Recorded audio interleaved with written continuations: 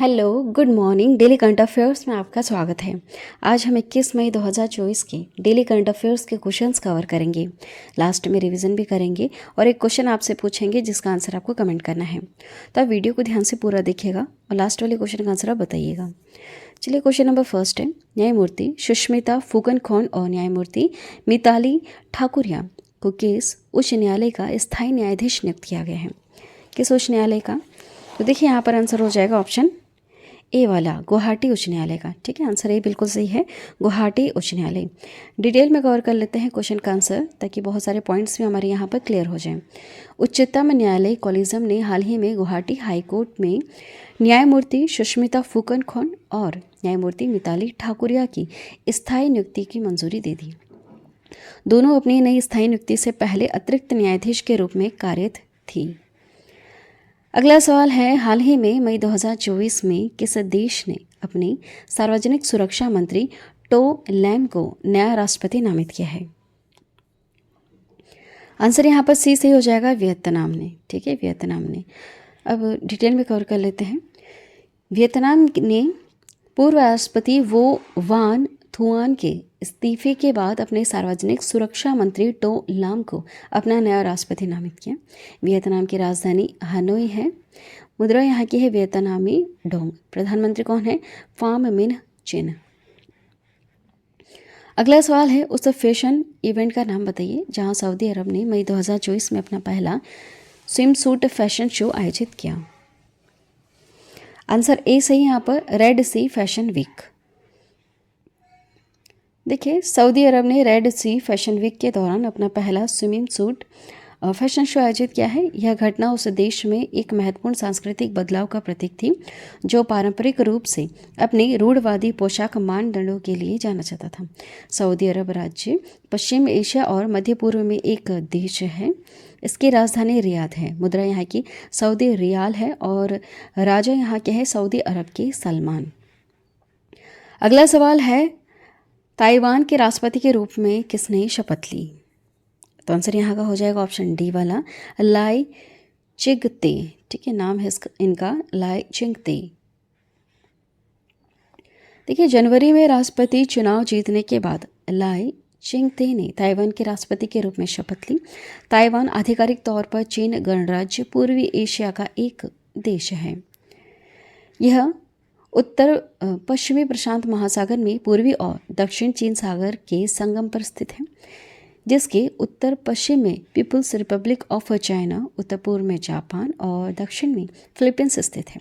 इसकी राजधानी है ताइपे शहर। मुद्रा यहाँ की है न्यू ताइवान डॉलर। ठीक है, चलिए अगला सवाल, आंसर बताइएगा। प्रसिद्ध लेखिका मालती जोशी, जिनका हाल ही में निधन हुआ, इन्हें किस वर्ष पद्म पुरस्कार मिला था? तो याद रखिएगा, सन 2018 में। ठीक है, सन 2018 में इन्हें पद्मश्री से सम्मानित किया गया।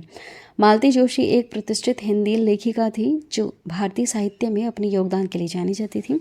90 वर्ष की आयु में आहार नाल एसोफेगस के कैंसर से जूझते हुए उनका निधन हुआ। जोशी की ऐतिहासिक कृतियाँ जो हैं हिंदी और मराठी दोनों में सराही गई हैं। देखिए, भारतीय साहित्य में उनके योगदान को मान्यता देते हुए उन्हें 2018 में पद्मश्री से सम्मानित किया गया था। अगला सवाल, विश्व पैरा एथलेटिक्स चैंपियनशिप कहाँ आयोजित की जा रही है? तो देखिए, आंसर सी से हो जाएगा, कोबे जापान में आयोजित की जा रही है। कहाँ पर? कोबे जापान में। देखिए, विश्व पैरा एथलेटिक्स चैंपियनशिप वर्तमान में कोबे जापान में आयोजित की जा रही है।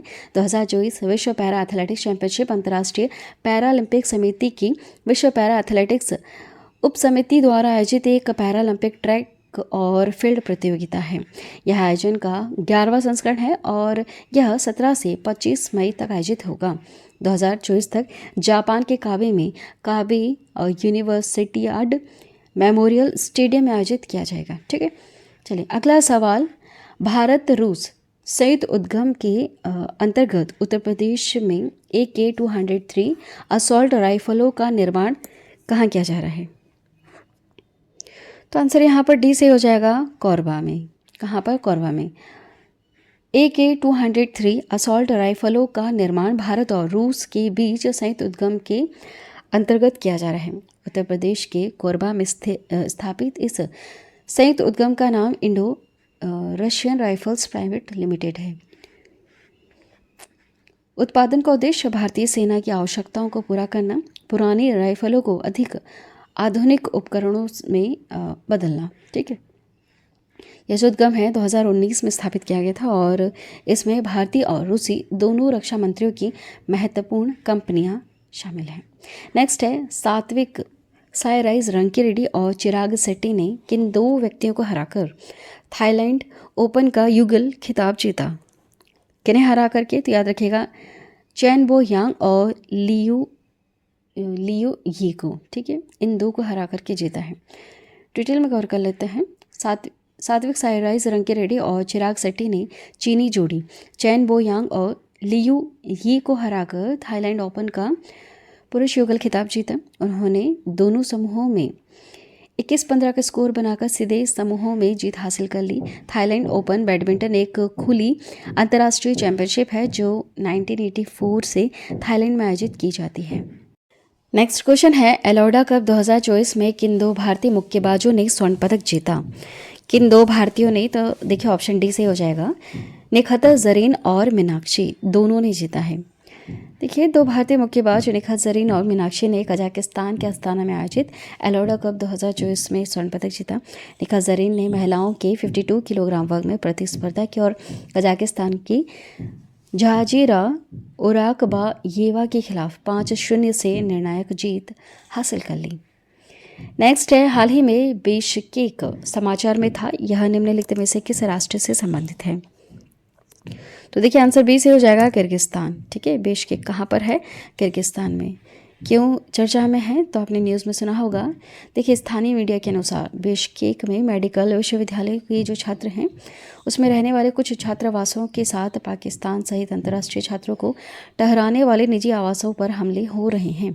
ये छात्रावास मुख्य रूप से भारत, पाकिस्तान और बांग्लादेश के जो छात्र हैं जो वहाँ पर रहते हैं वहाँ पर हमले किए जा रहे हैं। स्थान देखिए मध्य एशिया, उत्तर में कजाकिस्तान है, पश्चिम में उज्बेकिस्तान है, दक्षिण में ताजिकिस्तान है और पूर्व में यह चीन से घिरा हुआ है। ठीक है, ये जो किर्गिस्तान जगह है इसकी बात करें। चलिए ये थे कुछ इंपॉर्टेंट क्वेश्चंस और फटाफट से रिवीजन करेंगे हम। और लास्ट वाला क्वेश्चन आपके लिए जिसका आंसर आपको कमेंट करना है। न्यायमूर्ति सुष्मिता फुकनखोन और न्यायमूर्ति मिताली ठाकुरिया को किस उच्च न्यायालय का स्थायी न्यायाधीश नियुक्त किया गया है? तो गुवाहाटी उच्च न्यायालय का। हाल ही में मई 2024 में किस देश ने अपने सार्वजनिक सुरक्षा मंत्री टो लैम का नया राष्ट्रपति नामित किया गया? तो वियतनाम का, है ना। अब देखिए उस फैशन इवेंट का नाम बताइए जहां सऊदी अरब ने मई 2024 में अपना पहला स्विमिंग सूट फैशन शो आयोजित किया। तो रेड सी फैशन वीक। ताइवान के राष्ट्रपति के रूप में किसने शपथ ली? तो लाई चिंग ते ने। नेक्स्ट है प्रसिद्ध लेखिका मालती जोशी जिनका हाल ही में निधन हुआ वो किस वर्ष पद्मश्री पुरस्कार मिला था इन्हें? तो 2018 में। विश्व पैरा एथलेटिक्स चैंपियनशिप कहाँ आयोजित की जा रही है? तो कोबे जापान में। भारत रूस संयुक्त उद्यम के अंतर्गत उत्तर प्रदेश में AK-203 असॉल्ट राइफलों का निर्माण कहाँ किया जा रहा है? कोरबा में। सात्विक साईराज रंकीरेड्डी और चिराग शेट्टी ने किन 2 व्यक्तियों को हराकर थाईलैंड ओपन का पुरुष युगल खिताब जीता? तो चैन बो यांग और लियू यी को हराकर जीता है। एलोडा कप 2024 में किन 2 भारतीय मुक्केबाजों ने स्वर्ण पदक जीता? तो निखत जरीन और मीनाक्षी ने। हाल ही में बिश्केक समाचार में था, ये कहाँ पर है? किर्गिस्तान में। ठीक है, चलिए आंसर बताइए। लास्ट वाला क्वेश्चन आपके लिए। न्यायमूर्ति सुष्मिता फुकनखोन और न्यायमूर्ति मिताली ठाकुरिया को किस उच्च न्यायालय का स्थायी न्यायाधीश नियुक्त किया गया? 4 ऑप्शन आपके पास, इसका करेक्ट आंसर क्या होगा आपको बताना है। चलिए आज के वीडियो में इतना ही। आई होप यह वीडियो आपको पसंद आई होगी। पसंद आई तो चैनल को अभी सब्सक्राइब कर लेना और बेल नोटिफिकेशन आइकन पर ऑल प्रेस जरूर कर देना। आपको इसका PDF मिल जाएगा, डिस्क्रिप्शन में एक लिंक दिया रहेगा, वहाँ से आप इजीली डाउनलोड कर सकते हैं। वीडियो को पूरा देखने के लिए थैंक यू सो मच।